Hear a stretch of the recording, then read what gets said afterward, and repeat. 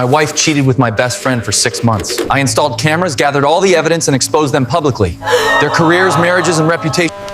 I invited both families to a barbecue and played the footage of my wife cheating with my best friend on a big screen. Everyone watched. I found out. My wife, Sarah, and my best friend, Jake. Sarah thought she was clever. Thought she could play me for a fool. That she could sleep in our bed with him, and I'd never know. She didn't know I was watching. I had cameras. I recorded everything. Every lie. Every betrayal. Every dirty secret. When I finally confronted them, I didn't just expose them. I made sure everyone who mattered, their jobs, their reputations, their families, knew who they really were. By the time I was done, they'd lost everything that mattered to them. And honestly, I have no regrets. Hey everyone, it's me. This is probably the most painful story I'll ever share. But I have to tell it because what happened changed my entire life. My name doesn't matter. What matters is who I trusted. I trusted two people, completely. My wife, and my best friend. They both stabbed me in the back, in the worst way possible. It ripped everything apart.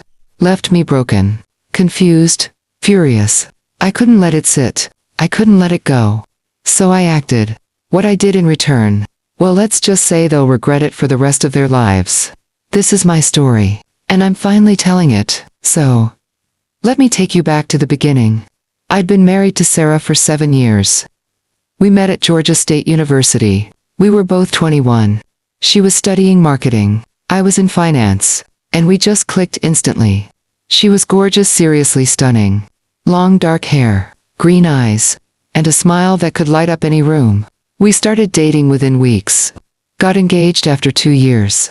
And married right after graduation. Everyone said we were the perfect couple. And honestly, I believed it too. Life was good. We both had great jobs in Atlanta, bought a beautiful house in Buckhead, and lived what I thought was the American dream. We traveled, we laughed, we planned our future. I genuinely thought I had found my forever person. Sarah was everything to me, my wife, my best friend, my partner and everything. Now, let me tell you about Jake. Jake had been my best friend since high school.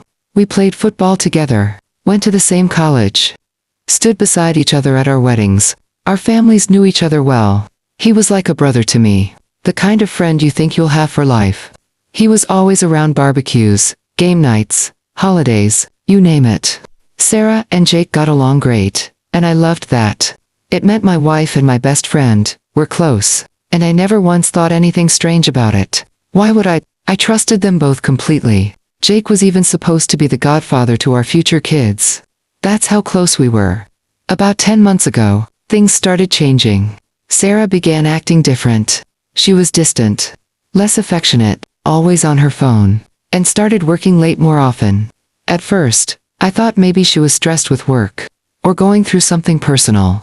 I tried talking to her, asking if everything was okay, but she would always brush it off, saying she was just tired or had a lot on her mind. I wanted to believe her. I really did, because the alternative was too painful to even consider. But deep down, something felt off. You know that gut feeling you get when something is wrong? Yeah. I had that. I ignored it though, because I didn't want to seem paranoid or insecure. Then the late nights became more frequent. Sarah would come home at 9, 10, sometimes even 11 at night, claiming client meetings or project deadlines. She started showering immediately after getting home, which I thought was weird. She began password protecting her phone, something she had never done before. When I asked about it, she got defensive, saying I was being controlling, that she deserved privacy. That should have been my first red flag, but I still gave her the benefit of the doubt, because I loved her, because I trusted her. I mean, this was my wife, the woman I had spent 7 years of my life with. How could I not trust her? Jake was acting strange too. He stopped coming over as much, and when he did, he seemed nervous, uncomfortable even. He avoided eye contact with me, always had an excuse to leave early. I thought maybe he was going through something too. Girl problems, work, stress, maybe. So I didn't push it. But looking back now, all the signs were there. I was just too blind to see them. Everything changed. One Tuesday evening in March.com, I had told Sarah I had to fly to New York for a business conference. That I'd be gone for 3 days. She seemed almost relieved when I told her, which should have been another red flag, but I packed my bags, kissed her goodbye, and headed to the airport. However, my meeting got cancelled at the last minute. I decided to just come back home, instead of staying in a hotel. I didn't call Sarah to tell her, because I wanted to surprise her. Maybe bring home her favorite takeout, and have a nice evening together. Boy, was I in for a surprise. I got home around 8 p.m. and noticed Jake's truck parked in our driveway. My first thought was, oh, cool. Jake's here keeping Sarah company. But then I noticed, all the lights in the house were off, except for the bedroom upstairs. My stomach dropped. I stood there in the driveway for 5 solid minutes, just staring at our bedroom window, trying to convince myself there was some logical explanation. Maybe they were watching a movie. Maybe Sarah wasn't feeling well, and Jake was helping her. Maybe I was overthinking everything. But deep down, I knew what was happening. I quietly opened the front door. The house was silent. I could hear faint sounds coming from upstairs, and my heart was pounding so hard, I thought it would explode. I slowly walked up the stairs, each step feeling like a lifetime. And then I heard it. Sarah's voice. And Jake's voice. Coming from our bedroom, our bed. The bed I slept in every single night. I stood outside that door, frozen, unable to move, unable to breathe, unable to process what I was hearing. Part of me wanted to kick that door down, confront them right then and there. But another part of me, something colder, something more calculated, told me to wait, to think, to plan. I pulled out my phone and started recording. I stood there for 10 minutes, listening to my wife and my best friend betray me in the worst way possible. And I recorded it all. Every word, every sound, every single piece of evidence I would need. After I'd heard enough, I quietly went back downstairs, got in my car, and drove to a hotel. I couldn't stay in that house. I couldn't face them. Not yet. I needed time to think, to process, to figure out what I was going to do next. I spent that entire night sitting in a hotel room, replaying everything in my head. How long had this been going on? How could they do this to me? Did our entire marriage mean nothing? Was I really that blind? The next morning, I called in sick to work and started digging. I went through everything: our bank statements, credit card bills, phone records. And what I found made me sick. Sarah and Jake had been meeting up for at least 6 months, maybe longer. There were hotel charges, restaurants, secret phone calls, late-night texts. It was all there, plain as day. They had been carrying on this affair right under my nose, while I was out there working my ass off, trying to build a future for us. And I had no idea. But that's where my revenge began. I didn't confront them. I didn't scream. I didn't yell. I didn't make a scene. I played it cool. I came home that evening acting like nothing happened. I kissed Sarah hello, asked about her day, and pretended everything was normal. She had no idea I knew, and that gave me all the power I needed. Over the next few weeks, I gathered more evidence. I installed hidden cameras in our house, in the living room, the bedroom, even the garage. I hired a private investigator to follow them, document everything. I made copies of all the financial records, text messages, emails, everything. I consulted a divorce lawyer, made sure I had every single thing in order to protect myself. And the whole time, I acted like the loving, devoted husband.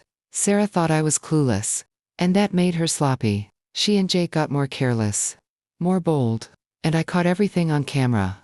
I also started digging into Jake's life. See, Jake worked for a large tech company, in Atlanta, senior manager. He'd signed a morality clause in his contract, which meant if he was caught doing anything that damaged the company's reputation, he could be fired. Sarah worked for a marketing firm that prided itself on family values, integrity. So I knew exactly where to hit them, where it would hurt the most. After about 2 months of gathering evidence, I was ready. It was a Saturday afternoon. I told Sarah I wanted to have a barbecue at our house. I invited Jake obviously along with both our families, Sarah's parents, my parents, our siblings, Jake's wife, yes, Jake was married, and some close friends. Sarah thought it was just a nice family gathering. She was excited. Jake tried to make excuses not to come, but I insisted. Told him it wouldn't be the same without him. Everyone showed up around 2 p.m. We were grilling, drinking, having a good time. On the surface, everything looked perfect. But I had set up a projector and screen in the backyard, claimed I wanted to show old photos and videos from our college days. Everyone thought it was a cute idea. Around 4 p.m. I gathered everyone together and said I had something special to show them. I hit play, and instead of old college photos, the screen showed the video from our bedroom. Sarah and Jake together. I had edited it to blur the explicit parts, but it was crystal clear what was happening. The backyard went silent. You could hear a pin drop. Sarah's face went white. Jake's face went red. Everyone else just sat, in complete shock, staring at the screen.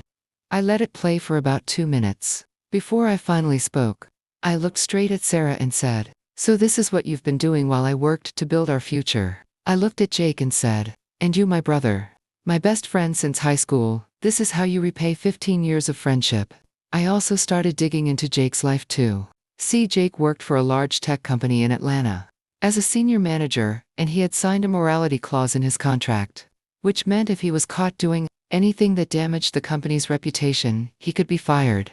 Sarah worked for a marketing firm that prided itself on family values and integrity, so I knew exactly how to hit them where it hurt. After about 2 months of gathering evidence, I was ready. It was a Saturday afternoon and I told Sarah I wanted to have a barbecue at our house. I invited Jake obviously, along with both our families. Sarah's parents, my parents, our siblings, Jake's wife. Yes, Jake was also married. And some close friends. Sarah thought it was just a nice family gathering, and she was excited about it. Jake tried to make excuses not to come, but I insisted. Told him it would not be the same without him. Everyone showed up around 2 p.m. We were grilling, drinking, having a good time. On the surface everything looked perfect. But I had set up a projector and screen in the backyard, claiming I wanted to show some old photos and videos from our college days. Everyone thought it was a cute idea. Around 4 p.m. I gathered everyone together and said I had something special to show them. I hit play on the projector, and instead of old college photos, the screen showed the video footage from our bedroom. Sarah and Jake together. I had edited it to blur out the explicit parts, but it was crystal clear what was happening. The backyard went silent. You could hear a pin drop. Sarah's face went white. Jake's face went red. Everyone else just sat there in complete shock, staring at the screen. I let it play for about 2 minutes before I finally spoke. I looked directly at Sarah and said, "So this is what you have been doing while I was working to build our future." I looked at Jake and said, "And you, my brother, my best friend since high school. This is how you repay 15 years of friendship." Sarah started crying, begging me to turn it off. Trying to explain. Jake just stood there, frozen. He couldn't say a word. Both our families were horrified. Jake's wife started screaming at him. Sarah's parents looked devastated. My mom was crying. And my dad, he looked like he wanted to punch Jake. Our friends just sat there, silent. No one knew what to do. But I wasn't done. I reached into my bag and pulled out printed copies of everything. Bank statements, hotel charges, text messages, the ones where they talked about me behind my back, calling me clueless, boring, and the photos from the private investigator. Them together at restaurants, holding hands, kissing. I handed them out to everyone there, like party favors. Then I told them the truth, that Sarah and Jake had been having an affair for at least 6 months, maybe longer. That they'd used our home, our bed, to betray me. They lied to me, to Jake's wife, to our families. And I had proof. Every single piece of it. Then came the final bomb. I told everyone I'd already filed for divorce. That Jake's employer had all the evidence. And Sarah's company did too. Their careers gone, their reputations destroyed. And they had no one to blame but themselves. The aftermath was beautiful. Sarah tried to fight the divorce, but she didn't stand a chance. With all the evidence I had, she couldn't claim anything. I kept the house, the cars, everything. She walked away with almost nothing. Her company fired her within a week. Once the video and the evidence went viral internally, and after that, no one in marketing in Atlanta would touch her. Word spreads fast. Jake lost everything too. His wife divorced him, took the kids. Now he barely even gets to see them. His company fired him right away. Morality clause. He tried to sue for wrongful termination, but lost. The evidence was just too strong. He moved back in with his parents, 35 years old. And last I heard, he's working retail, trying to make ends meet. As for me, I sold the house, couldn't stand to live there anymore. Moved to Charlotte, North Carolina. Fresh start. I threw myself into work, got promoted, and honestly, I'm doing better than ever. I'm dating again, taking my time. And I've learned to trust my gut. Sarah's tried reaching out multiple times, begging for forgiveness, saying she made a mistake, that she still loves me. I blocked her on everything. I don't need to hear her excuses. Jake tried to send a long email, said he was sorry, that he never meant to hurt me. I deleted it after the first line. Some people say I went too far, that I should have just divorced her quietly and moved on. But you know what? They destroyed my life, my trust, my future. I don't regret a thing. They deserved to be exposed for who they really are. So if you're watching this and you're being cheated on, don't stay, don't forgive, and don't let them get away with it. Gather your evidence, protect yourself, make them face the consequences of their actions. You deserve better, so much better, than someone who lies and betrays you. Now I want to hear from you guys. Was I wrong for exposing them like that, in front of everyone? Should I have handled it differently? Would you have done the same thing? Let me know in the comments below. And if you've been through something similar, share your story. I read every single one. And hey, if you made it this far, thank you for watching. Don't forget to hit that like button. Subscribe if you haven't already. And tell me what kind of revenge story you want to hear next. Because trust me, I've got plenty more where this came from. Until next time, remember, karma is real, and cheaters, they never win.